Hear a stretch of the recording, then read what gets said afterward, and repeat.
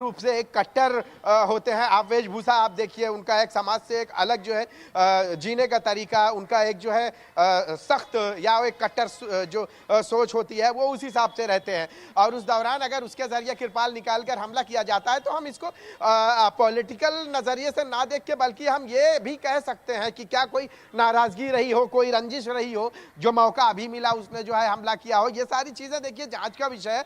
हालांकि पॉलिटिकल को हम उसको सेकेंडरी में रखें तो पहले हम यही कह सकते हैं कि ये कोई ना कोई नाराजगी हो सकती है उसकी वजह से। हालांकि ये पुलिस अब इस मामले को लेकर जो है जांच कर रही है और यही बात है कि पता लगाना बेहद जरूरी है कि आखिर पंजाब से वो नांदेड़ आए और नांदेड़ में उन पर हमला होता है, तो इसके पीछे की वजह जानना बेहद जरूरी है। जी बिल्कुल बिल्कुल शाहिद, आप ठीक कह रहे हैं कि पंजाब से चलकर वो महाराष्ट्र की ओर रुख करते हैं अपने कामों को लेकर और वहां यह अटैक होता है। तो शाहिद ये बताइए कि पुलिस ने शुरुआती जांच में कुछ संकेत दिए हैं जिससे ये पता लगाया जा सके कि आखिर हो क्या सकती है वजह।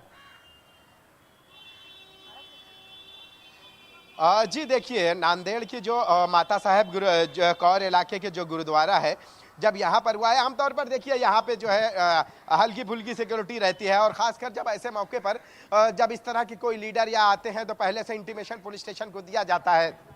जो बेसिक सिक्योरिटी होती है वो यहाँ मुहैया कराई जाती है। लेकिन होता यह है कि जब बाहर से कोई हमला करे तो उसको तो रोका जा सकता है, लेकिन अंदर से जब कोई हमला करेगा तो उसके बारे में तो शायद पुलिस को भी नहीं पता और दूसरे जो उनके साथ सुरक्षा कर्मियों को भी बड़ी संख्या रहती है उनको भी नहीं पता। तो हमला जो हुआ है वो बाहर से ना कि बल्कि वो अंदर से हुआ है। तो यही वजह है कि सुरक्षा में चूक के साथ साथ हम ये भी बोल सकते हैं कि जो शख्स है उसने इस बात को अच्छे से नजर में रखा है कि पंजाब में या कहीं बाहर हमला करना से बेहतर उसने जो सोचा कि इस जगह पे जहां पे जो है सिक्योरिटी शायद कम होगी उसे मौका मिलेगा। और नहंग है तो जाहिर सी बात है कि उसे किसी भी लीडर के पास कोई जाने से या कोई कौन रोकेगा, और उसने उस मौके का फायदा उठाया। हथियार में भी देखिए कोई बाहर के हथियार नहीं इस्तेमाल किया गया।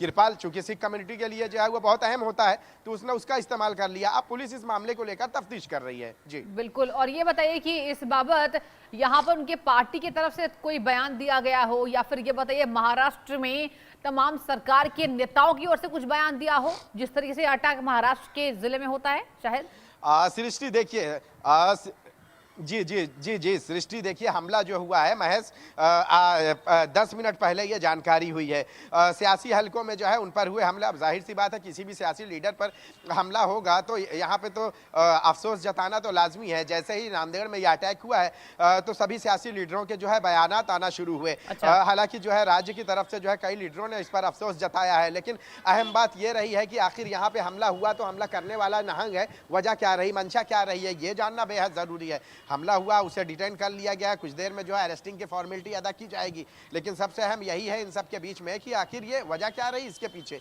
कि पंजाब से वो यहाँ आते हैं और यहाँ पे जो है गुरुद्वारे में जाते हैं और फिर उसके बाद पास में ही जो है उन पर हमला हो जाता है। तो ये जानना बेहद जरूरी है। जी बिल्कुल, और देखिए निहंग ने कृपाण से अटैक किया है।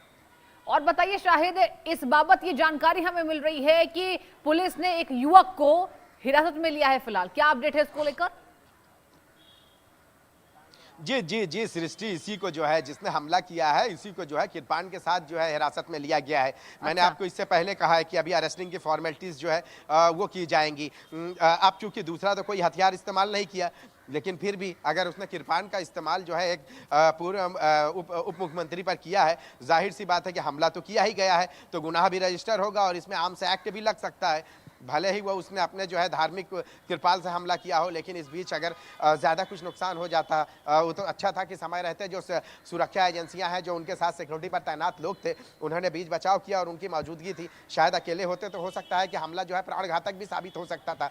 तो इस मामले में जो है एक नहंग को जो है हिरासत में लिया गया है। कुछ ही देर बाद जो है फॉर्मेलिटी अदा की जाएगी अरेस्टिंग की। अभी तक जो है तफ्तीश हो रही है। ये सब जानना बेहद ज़रूरी है कि क्या इसके पीछे मात्र नहंग है या इसके पीछे और भी कई लोग हैं जो इस मौके का फ़ायदा उठाकर उन्होंने जो है ये हमला किया है।